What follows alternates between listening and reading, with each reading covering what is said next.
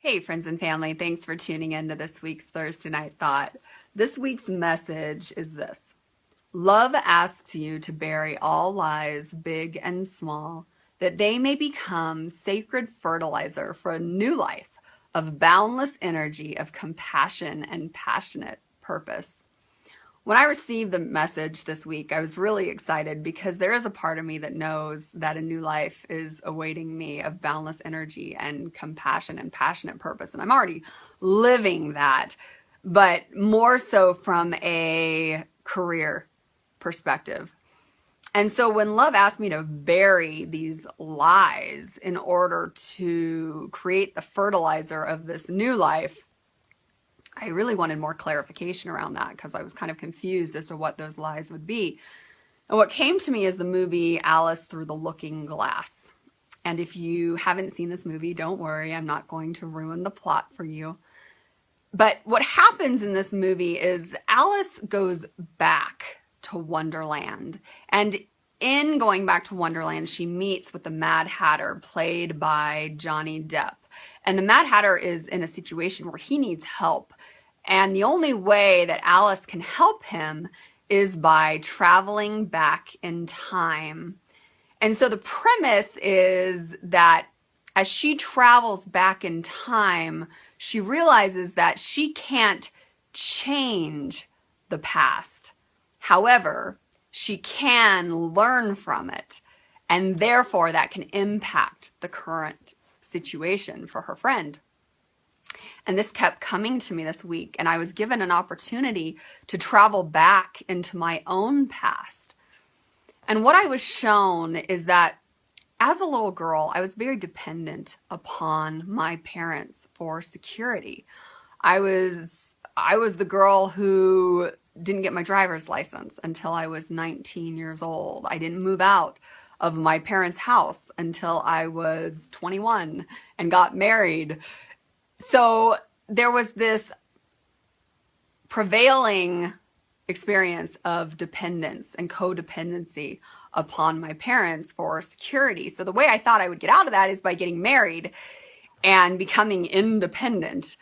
But what ended up happening is I ended up marrying a very independent man, and in that experience really learned what independence was all about. I did learn about myself. I did create a career for myself. I did have hobbies. I really got to know a very important part of me.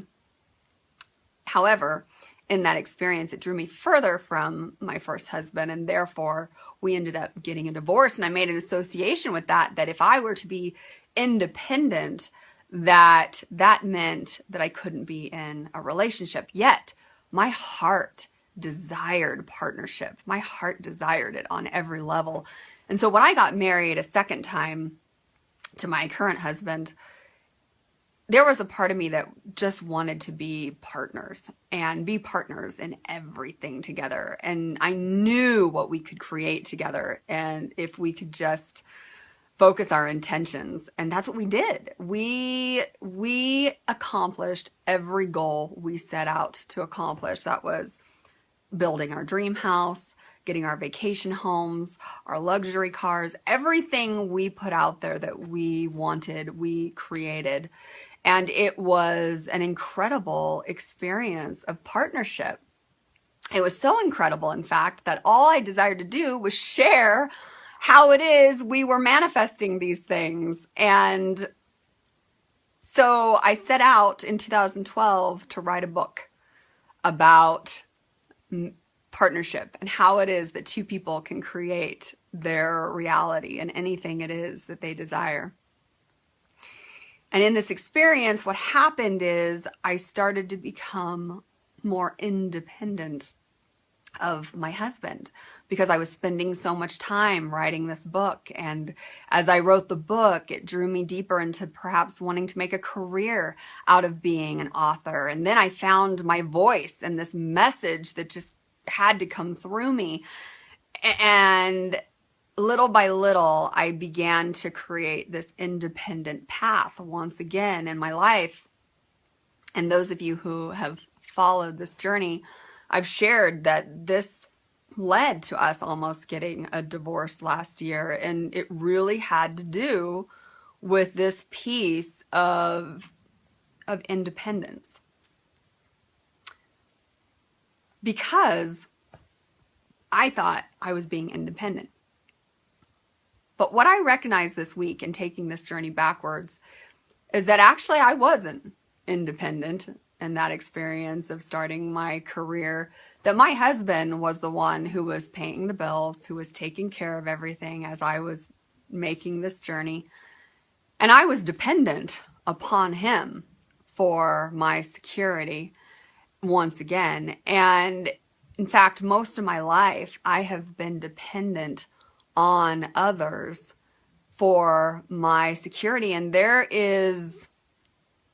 when we are dependent upon others for our security, or dependent on anything outside of ourselves for that security, there is going to be a lack of faith in that, because it's something that's out of our control.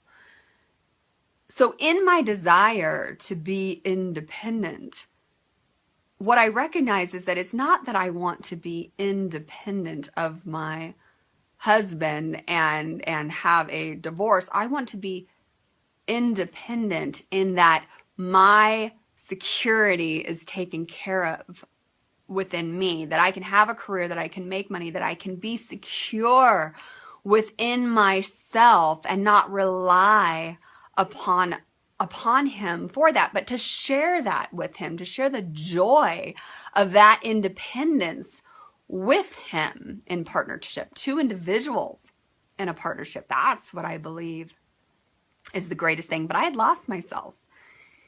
And it wasn't until this week that I recognized that that demon of codependency has been with me for a very long time. And I was asked to bury it. I was asked, now that I very clearly see what that lie is that has been holding me in a pattern, that it's time to bury that and to use that as the sacred fertilizer for me to step into my career, to share my gifts and talents and gain that independence within, and that relationship with God, and that relationship with that highest version of myself. So it was very powerful, because by recognizing, going back and taking that journey in the past, I recognized that lie that has been holding me in bondage. And I'm curious, if you were to take that journey back into the past, is there an area in your life that you could see where a lie is holding you in bondage today, and learn from it in order to create a different past? In fact, recognize it and bury it. Somehow create some kind of metaphorical experience of burying that lie in order for it to become the sacred fertilizer of the true desires of our heart. And that desire for me is independence.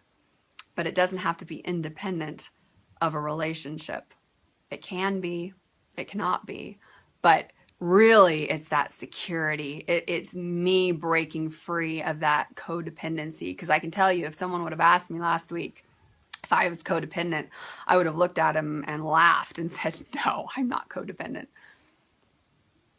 But by taking that journey into the past, by being shown that there was a spirit of codependency that has been with me for a very long time, and that it is time to bury it, because Independence Day is coming for me. I feel it, and all my messages keep pointing me towards that.